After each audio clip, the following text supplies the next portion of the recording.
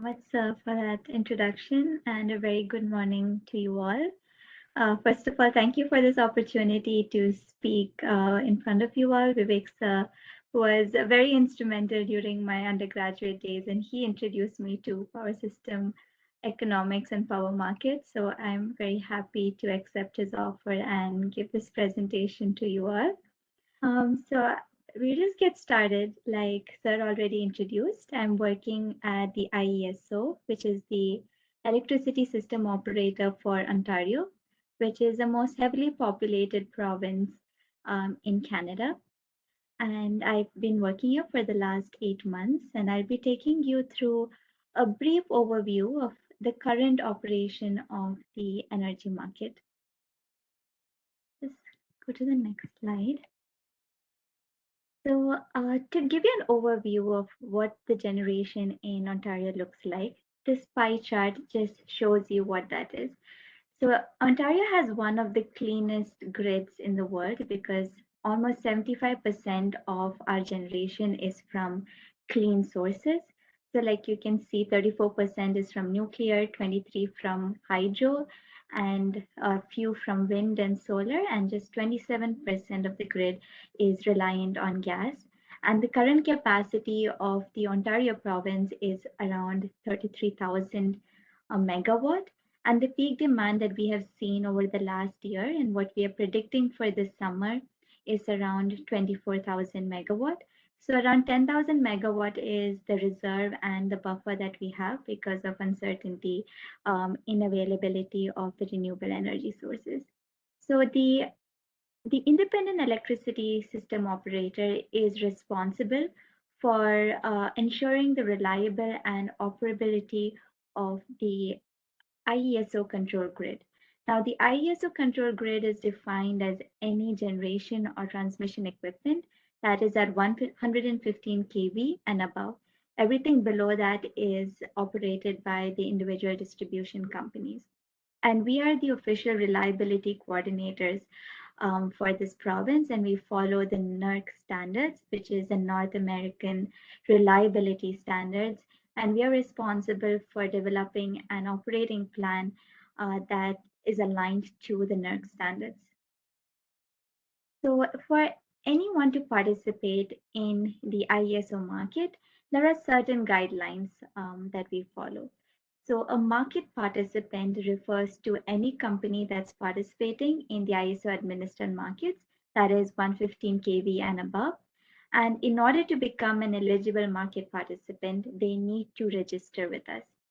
And this may be any generator or transmission equipment that may be either directly connected to our grid, or it may also be embedded in the grid through the LDC, which is the local distribution companies. Now, apart from owners of physical facilities, we also have another category of market participants who play a very important role, and they are called the wholesalers. Now, the wholesalers are responsible for buying and selling energy on the market, and they sell energy between Ontario and the 5 regions that we have interconnections with. So this plot on the right is showing you the 5 jurisdictions with which Ontario, which is this entire area that's colored, has interties with.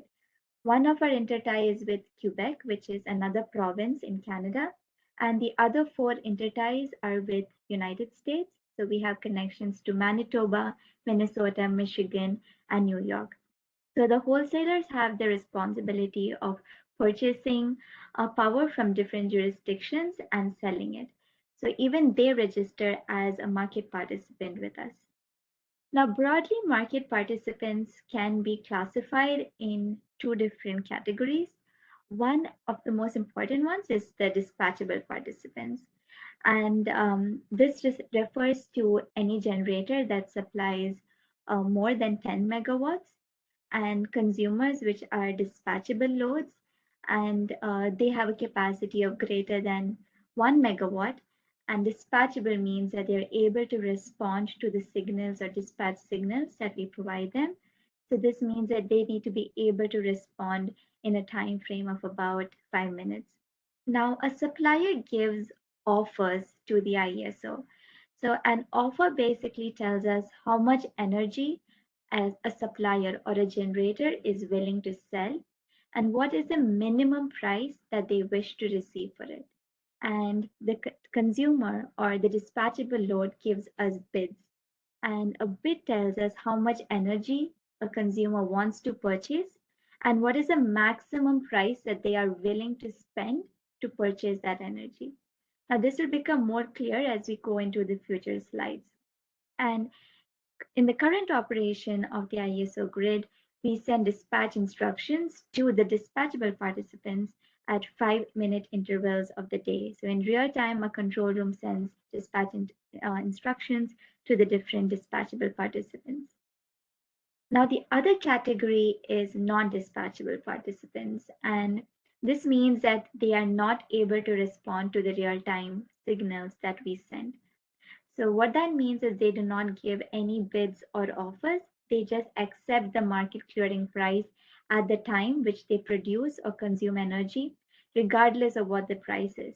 And broadly, they can be classified into generators and loads. And the non-dispatchable generators are of two categories in our grid. So one is the self-scheduling generators, and what these participants do is they submit a fixed amount of energy or a generation that they would like to provide, and they will follow that strict schedule in the real time. And intermittent generators are those like renewables, which cannot give us certainty of the amount of generation that they can provide because of factors beyond the operator's control. So since they have less visibility and control over the amount of energy, they will just enter forecasts into our system and give a prediction of what they think they can generate. And the other category of non-dispatchable participants are the loads who simply draw electricity as needed and they pay the wholesale market price of electricity at the time of consumption.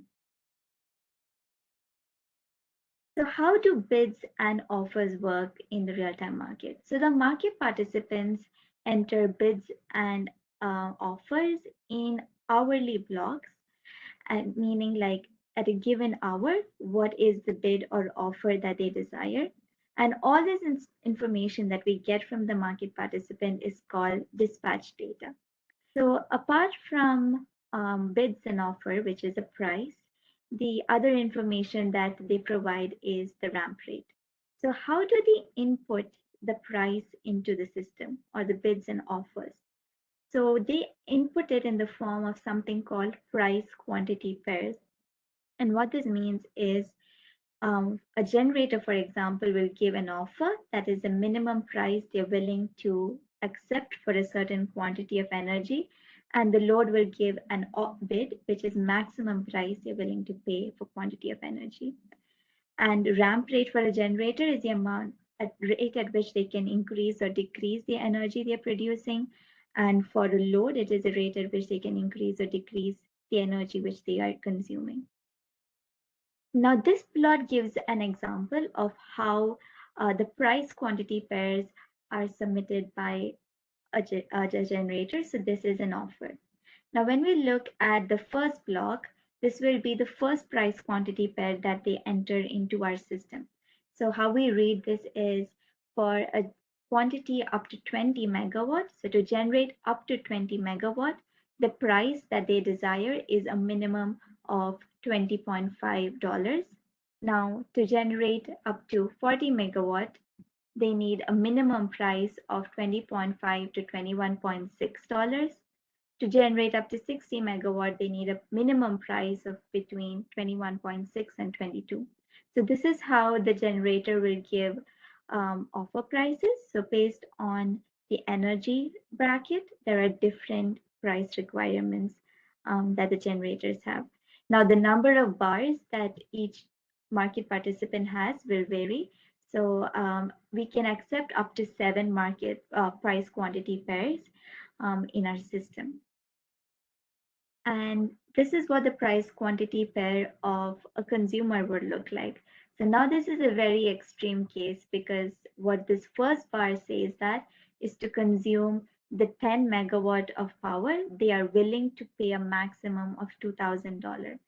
Now, one reason why a market participant would put such a high bid value is because it's absolutely mandatory for them to consume 10 megawatts. So it might be a load that needs to run no matter what. So in order to ensure that they get dispatched, they would put a very high desired bid price just so that it gets dispatched by a tool. And so the amount of power that a load is desires to consume, that depends on the price. So the last bracket says that um, the load is willing to consume up to 40 megawatt if the price is no higher than $70. So again, the number of price quantity pairs that are submitted by the load varies very differently with each market participant.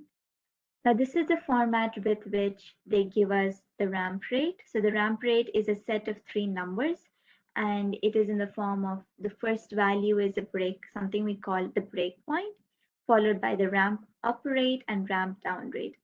So each breakpoint represents the level at which there is a change in the facility's ramping capability.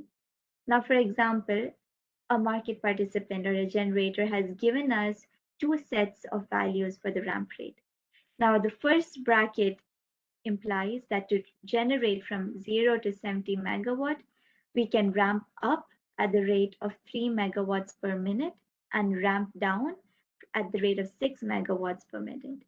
Now, when we're generating between 70 and 120 megawatt, they can ramp up at the rate of 4 megawatts per minute and ramp down at the rate of 8 megawatts per minute.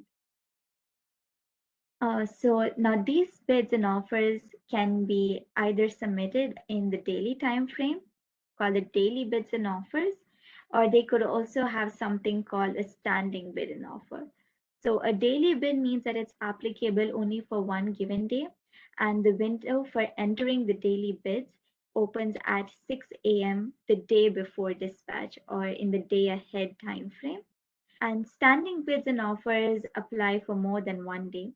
So if a market participant has stable operating conditions and they do not expect any change to it, they can enter a set of data in a system with an expiry date.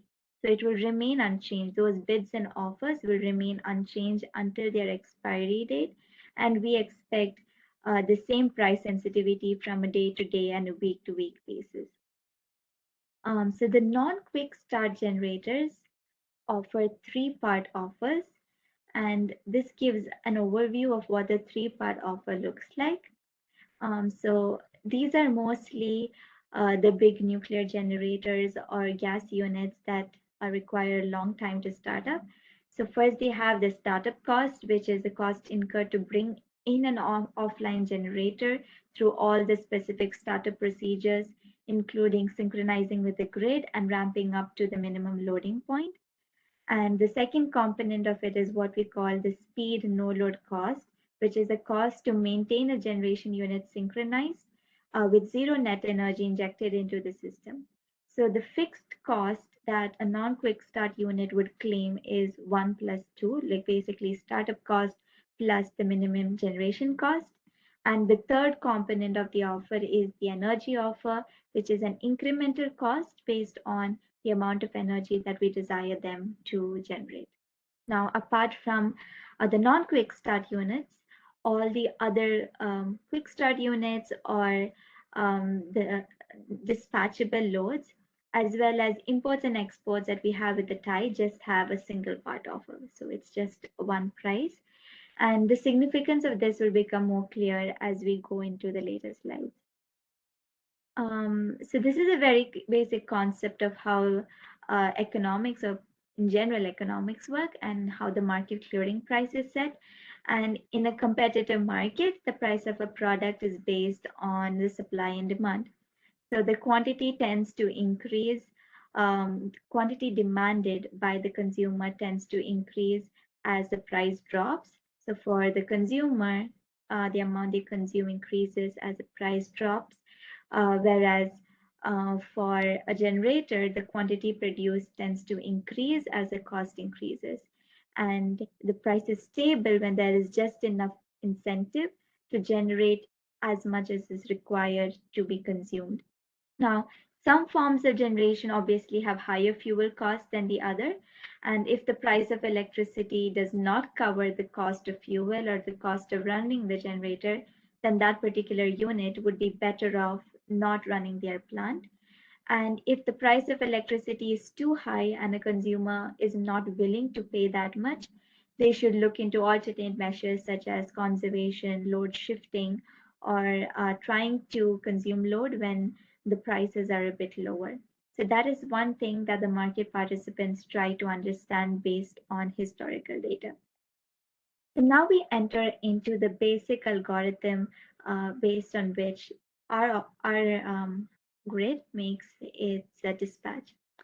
So once the market participants have submitted their bids, we run an optimization program, basically the dispatch algorithm, and this provides the settlement price and dispatch instructions to meet demand, and this is done at every 5-minute interval. And the dispatch algorithm basically considers two major factors. One is the input from MPs, and the other is the inputs that the IESO provides, which is the model of the transmission system. And we run a dispatch algorithm in two stages. So the first stage is the unconstrained mode of operation. And in the unconstrained mode, we ignore all the physical limitations of the system. So what this basically means is that we assume all the generation and the load is connected at a single point. So the load exactly matches the generation and there is no limitation set by transmission lines or anything. So through the unconstrained mode, we get two outputs, which is the settlement price and something called a market schedules. Now this is an important term in our IESO, which will become clear as we go on. And in the constrained mode of operation, we consider all the physical limitations, all the transmission line constraints, all the losses of the system. And the output of that is the dispatch instructions, the dispatch schedules, and the informational shadow prices. So the unconstrained mode, like I just said, it sets the 5-minute market clearing price and provides the market schedules. It ignores the existence of a transmission system, ignores losses, all constraints, and all the load and generation is located at a single point. And this helps us to develop a uniform MCP throughout the province. Now, this is something different from other system operators like the New York ISO, where they have a locational marginal price and the price in each part of the province is different.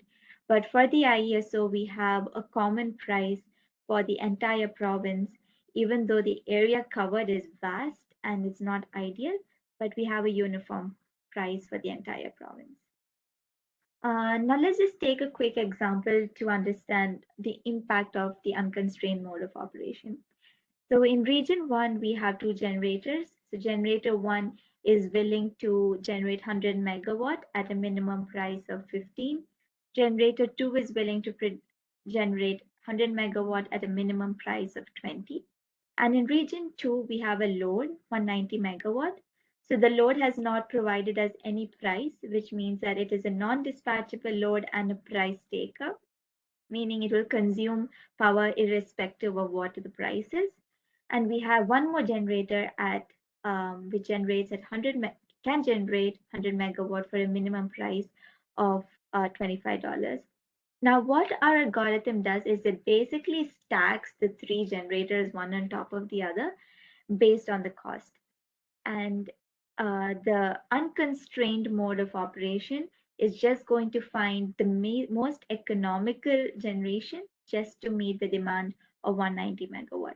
So it is going to dispatch generator 1 at 100 megawatts at $15, and generator 2 is dispatched 19 megawatt at $20. So this is what we call the market schedule. So the generators are not technically dispatched according to the unconstrained mode, but we receive the market schedule from the unconstrained mode. And the price of the most expensive generator is set as a market clearing price. So the outcome of this unconstrained run was the market schedule and the market clearing price, which is $20. So now let us just see how, to give you an idea of how the market clearing price is matched to meet consumers and suppliers. So now the self-scheduling and intermittent generators, which I talked about in the earlier slide, is a non-dispatchable participant, and thus it makes them the least expensive generator on the grid because they're willing to generate for whatever price that they get. So this is the first block in our step because they are the lowest cost unit and they will be dispatched. That is block one. And now this another equally important block is the imports. So the imports are fixed an hour in advance because it requires communication with the interties and cannot be changed on a 5-minute basis. So the imports for a given hour is fixed and it's independent of the price. It needs to happen. So that is the other mandatory block that we have in this category of energy suppliers. So once we have that, the next steps are for the dispatchable generation. And these are the flexible resources with variable price. And if you remember the price quantity pairs that I showed you for generators, it is in the form of steps. So each of these steps are stacked together for all the generators in the province. And this shows the stack for the energy consumers, which is the demand. So again, the non-dispatchable load are the price takers, meaning that they're willing to consume irrespective of what the price is. So they are the first block, meaning they are mandatory consumers. And exports, just like imports, are fixed an hour in advance and it needs to go through irrespective of the price. So they are the other step, mandatory step in our block. And then the remaining gradients is for the dispatchable load. Again, from if you remember the price quantity pairs, there are different steps. And based on the requirement, we have different steps. So now our market clearing price from the unconstrained mode is basically trying to overlap both these gradients that we have and to find a point that satisfies both consumer and demand. So this is just a visual representation of what the algorithm is doing. So now once we have the output from the unconstrained mode of operation, that's when we use the constrained mode of operation. So the constrained mode is going to give us a dispatch schedule and the dispatch instructions because it considers both the economic and system limitations. So it accounts for all the losses in the system, all the limits of the limitations of transmission lines, any security limits, and also another critical point to consider is the ramp rate of the generators. So in the 5-minute interval, we need to ensure that the generators are able to ramp up or ramp down to the next operating price. So now the shadow prices are basically the locational marginal price, which is the cost of injecting or withdrawing an additional quantity of energy, a unit energy, at any point in Ontario. And these shadow prices vary depending on the region in the province. So these are published on a daily basis purely for information in order to give the market participants an idea of what the scenario in Ontario is. So the generators, if they feel that the locational marginal price is quite high, they know that they don't have much competition in that area. They sometimes tend to increase their offers on the next day. And another important reason why the shadow prices are published is to encourage new players to enter those particular areas in Ontario so that they can introduce more competition. So for now, shadow prices are just for information, and all the um, participants are paid based on the Ontario-wide market clearing price. So now we look at the impact of having the constrained mode of operation and how much the impact of losses are there on the market schedules which we got from the unconstrained mode. So this very easily gives you an idea of how to visualize. So we have a load of 100 megawatt, which can either be supplied through one generator, 150 megawatt that can at minimum price of $15, and the other generator 150 megawatt at minimum $18. So the first step, the market clearing price, which we get from unconstrained mode, is $15 because we will say it's good to dispatch Thunder Bay at 100 megawatt to feed the load. Now in the constrained mode, we are obviously thinking about losses. So we need to generate 100 megawatt plus the 30 megawatt to feed the losses on this line. So the net cost of the Thunder Bay generator is 130 megawatt into the $15 cost, so which is the net cost to generate from Thunder Bay. Now we look from the generator at Mississauga. So to generate 150 at $18, and 1 megawatt loss for the line. So basically this generator just needs to produce 101 megawatt at $18, and it gives us 1818. So when we incorporate losses into the system, uh, we see that it is more economical to dispatch from Mississauga. So the constrained mode of operation both looks into economics as well as network feasibility, and it dispatches this Mississauga generator to dispatch 101 megawatt. Now, the market price is set based on the market clearing price, which was $15. Now, if you pay $15 to Mississauga, they won't be happy because the minimum price they set in their offer is $18. So in order to balance this mismatch, there is an additional payment that the IESO does, which is called the Congestion Management Settlement Credit, CMSC. And the CMSC balances the mismatch between the market clearing price and the offer that was set by the generator. Now, this concept will become more clear as we go through more examples. So that is $3, that is a CMSC that is set. So this is just basically an example from what we had before. If you remember, the initial unconstrained mode dispatch generator 1 plus generator 2. So the market clearing price was $20. But now there is a transmission line limit of 150. So when we stack the generators, what happens is the dispatch instructions is 100 megawatt from generator 1, 50 from generator 2. We have reached the transmission limit, and the remaining 40 megawatt should be fed by generator 3. So now again, the cost of this particular generator is $25, which is our real-time cost, and there is a mismatch of $5 with a real-time cost and the market clearing price. So again, CMSC, which I just introduced, settles the payments to the generators. Now we look at the impact of ramp rates on the unconstrained mode of operation. So the dispatch instructions also need to account for the maneuverability, like how much we can maneuver the generators. Now, for example, if a generator offers 100 megawatt with a ramp rate of 2 megawatt per minute, this means that in the 5-minute interval where we're sending the dispatch instruction, it can ramp up to 10 megawatts. And if the ramp down is 3 megawatt per minute, it can ramp down by 15 megawatt.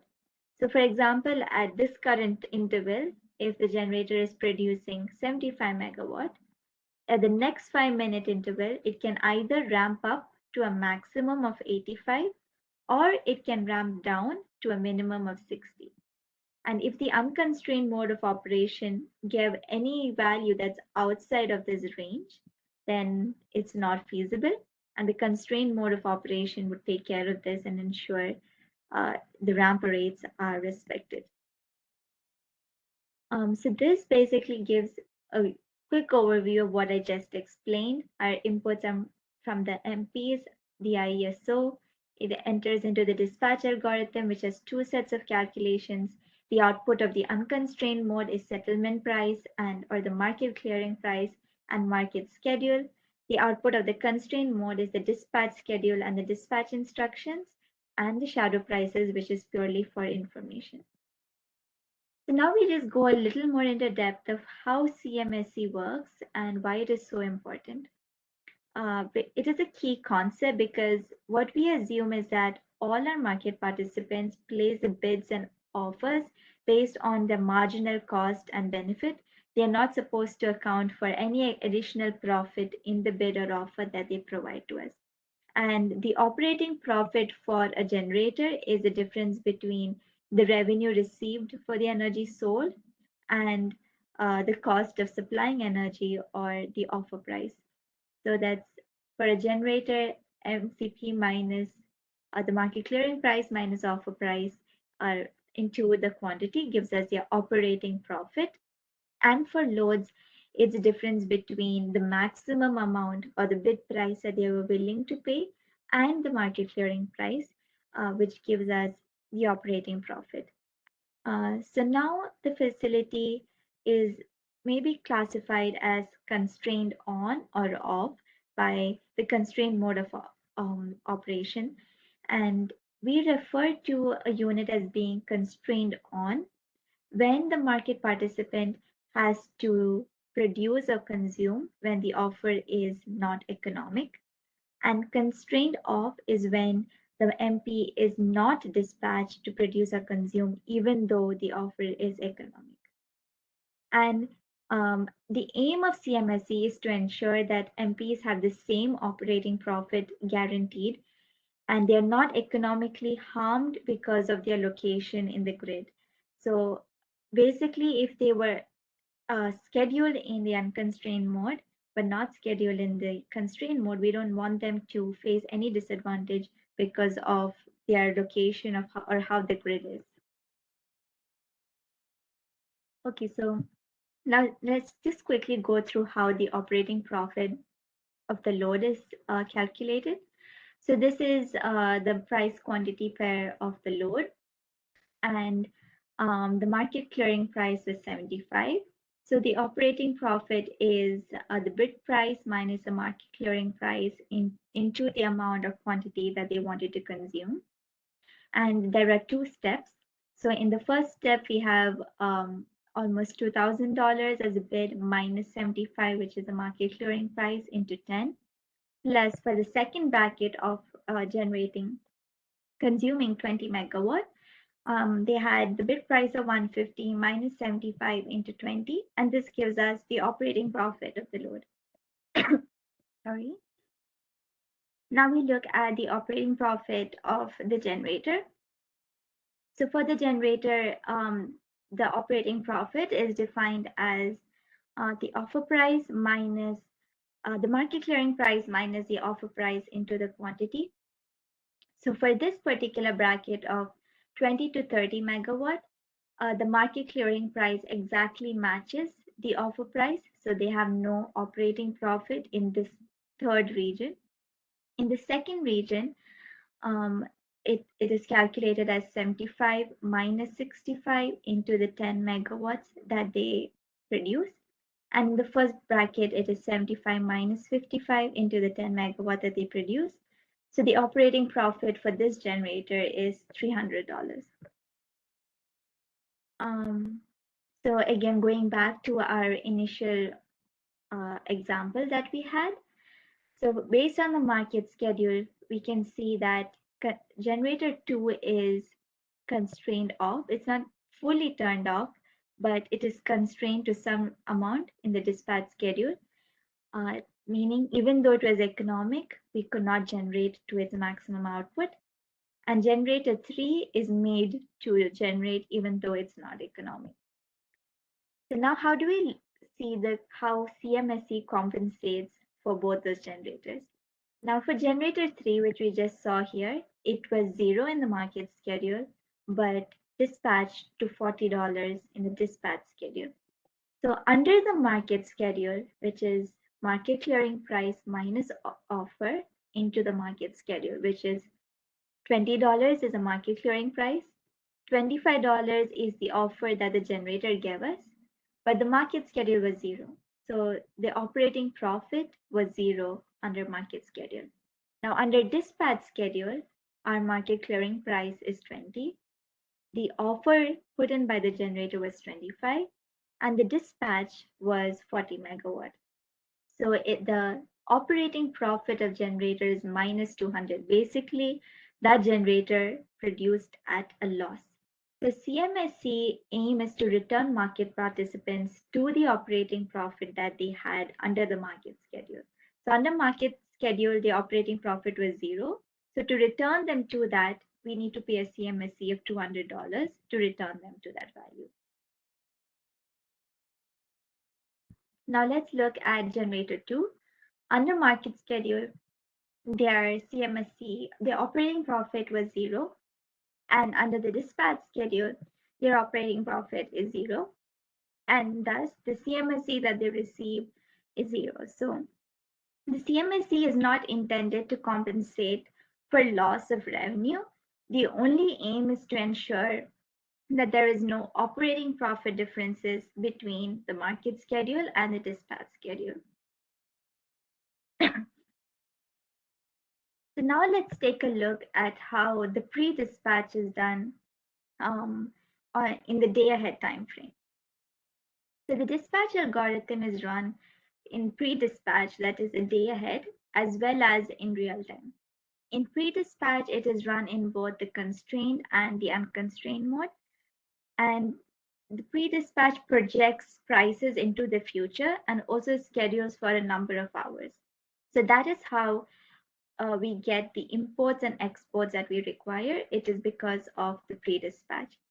So if you look at this time chart, the pre-dispatch algorithm starts on 3 p.m. the previous day, and it looks into the current day as well as the 24 hours for the next day. And multiple runs of the pre-dispatch are carried out. And finally, at midnight, we decide what is the import and export that is required for the next hour. So at the end of 2400, we inform the interties what is the fixed import and export for hour one. And during the pre-dispatch run of hour one, we decide what is the import and export for the next hour. And to take a look at how real-time dispatch works, so like I said, the real-time dispatch algorithm runs both the constrained and the unconstrained mode every 5 minutes. So at a given point of time, let's say if we are at 10, a snapshot is taken and the constraint mode trends forward. So what it means, it looks into the next time interval and it determines which resources need to be dispatched in order to meet the demand, given the available offers and bids and the facility's current production, ramp rates, transmission limits, losses, all the factors that we talked about. Then the constraint mode runs within 5 minutes and it sends the dispatch instructions at the next time interval. The snapshot is taken, it is trended forward to balance any mismatch between supply and demand, and then the dispatch instructions are given for the next 5-minute interval. Now the unconstrained mode is a little different in the sense that it looks backwards. So it looks back at the 5-minute interval that was just completed and it runs the unconstrained mode of operation to look at the market clearing price. Now the hourly Ontario electricity price is the average of the market clearing price for a given hour. So 12 market clearing prices are averaged to determine the hourly Ontario electricity price, which is then given to all the non-dispatchable generators or load. So apart from the real-time process, a very important part is the day-ahead commitment. And I'll take you through the steps that we follow in the day-ahead commitment process. So for any generation facility or dispatchable market participant, it is mandatory that they participate in the day-ahead commitment process. Also, all the non-dispatchable generators, which is the self-scheduling and intermittent generators, if they wish to participate, they need to register in the day ahead commitment process. So the submission deadline for the dispatch data is 10 a.m. So from 6 a.m. to 10 a.m., they need to give us all the dispatch data. And from 10 a.m. to 3 p.m., our team runs the day ahead commitment process.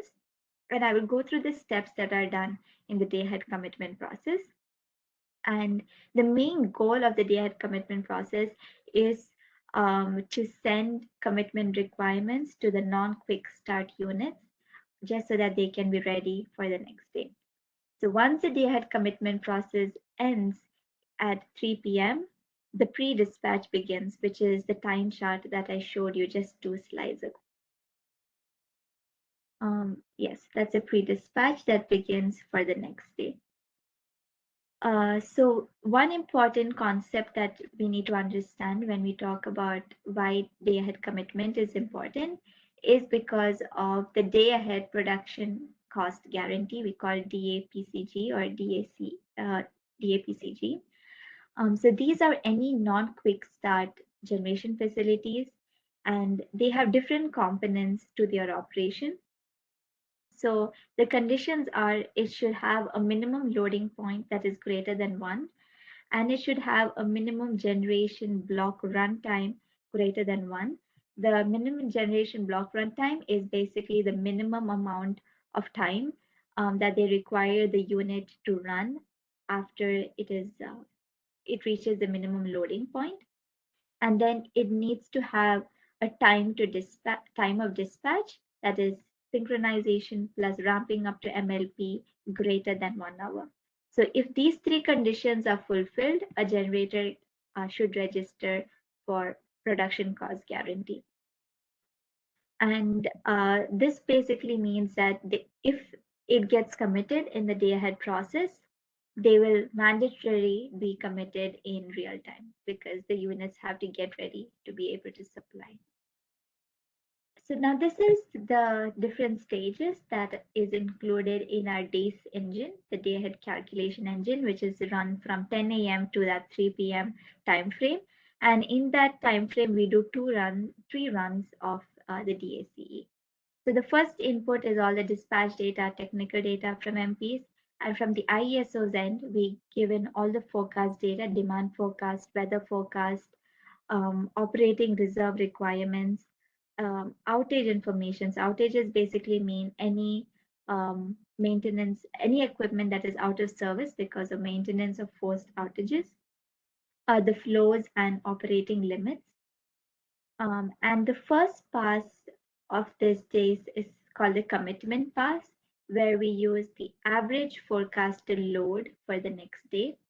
And the pass two is what we call the reliability pass, where we focus on the peak forecast for the next day. And pass three is the scheduling, where again we focus on the average forecast. We'll go into each of these passes in detail. And the output of all these three steps is the day ahead schedules and the day ahead commitment. So the pass one, the resources are scheduled so that the average hourly demand over the next day is met at the minimum possible cost. And the average demand is used in this first pass just to ensure that resources are not overcommitted. And we assume that all the non-quick start, all the PCG units are dispatched first before the quick start units, which can be easily ramped up or ramped down. And also we schedule imports and exports based on the bids and offers that the wholesale traders provide to us. So all the PCG units are dispatched based on the three-part offers, and all others are dispatched based on their single-part offer. And this basically gives us the first set of schedules for all the generator units, as well as the imports or exports that we desire.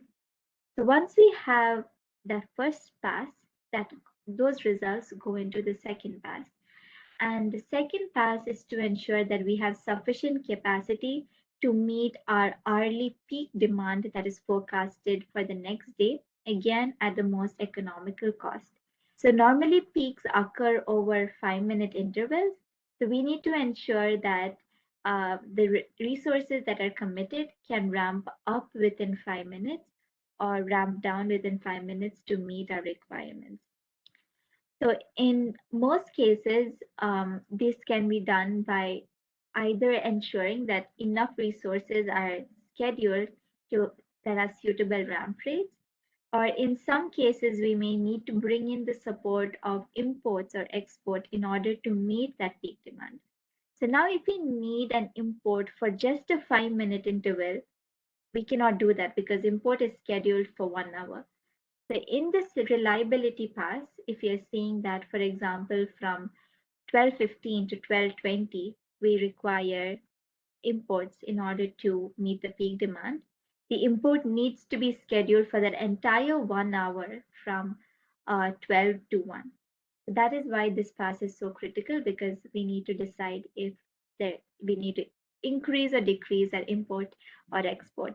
And that gets incorporated into the output of this pass too. So unless there are any PCG requirements or ramp rate restrictions, import-export modifications, the output of this pass will be exactly the same as pass 1. And the final pass has the same objective as pass 1, which is meeting the average forecast for the next day at the minimum cost. But if for any reason, if pass 2 results were modified to include different set of generation mix or different import export, we are going to run one more economic dispatch to ensure that the least cost units are scheduled in the day ahead process. And this gives us a final day ahead commitment schedules, which we then publish to our PCG units just so that they can get the units ready for the next day. And it is guaranteed that they will be offered dispatch on the next day at the market clearing price. So the DAPCG, one important thing is because we are dispatching them in the day ahead process, it is important to ensure that they are paid. There is cost recovery in case in real time they do not get dispatched. Their generation needs to be like wasted because of any real time limitations on the grid. And if on the other side, if the market participant were to withdraw the offers that they gave into the day ahead commitment process, they will be penalized by the IESO. So let's just take a quick look at how the costs are managed for the DAPCG. So the cost that they given is a three-part offer: the startup cost, the speed no load cost, and the energy production cost. And the revenue which they get is based on the real-time market clearing price, the energy production cost, and the CMSE. Now, based on the day ahead schedule, they may either get a cost or a revenue. So if they generate more than what was committed in the day ahead process, they will get a revenue. And in case they fail to generate what was promised in the day ahead process, they will incur a cost. So that was basically how our current market is operating. And there are, like, through this presentation, if you're familiar with other more advanced system operators, you would have realized many drawbacks in the current operation of the IESO grid. So which is why there is a very important transformation that is happening to the electricity grid in May of 2025. There is a lot of work that's being done for the past 10 years. And since we're in the last year of rollout, there are a lot of information that's still confidential and I cannot share at this moment. But to give you just a glimpse of how the market is transforming over the next 1 year. So right now, if you see, there is a two-part schedule, and there is misalignment between the market clearing price from the unconstrained mode and the real-time price in the market. So because of that, we are having to provide CMSE and settle with all the market participants later on, which requires a lot of time and coordination and a lot of misalignment.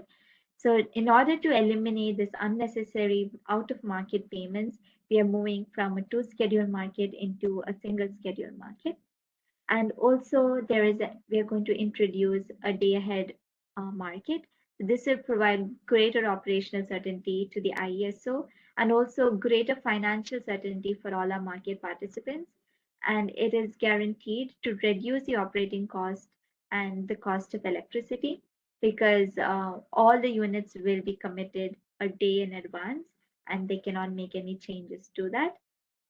And also, an important aspect is they're going to introduce locational marginal prices, which means like for years you've had an Ontario-wide, province-wide price, but starting summer of next year, we'll be having LMP. So each area will be having different prices. And right now, because Ontario is working to integrate more battery energy resources, more renewable energy resources, and completely phase out of gas. This move is meant to encourage new participants to enter and increase competition in the areas where there is a higher LMP. So that comes to the end of my presentation. All the information I shared is based on publicly available market manuals on the IESO website.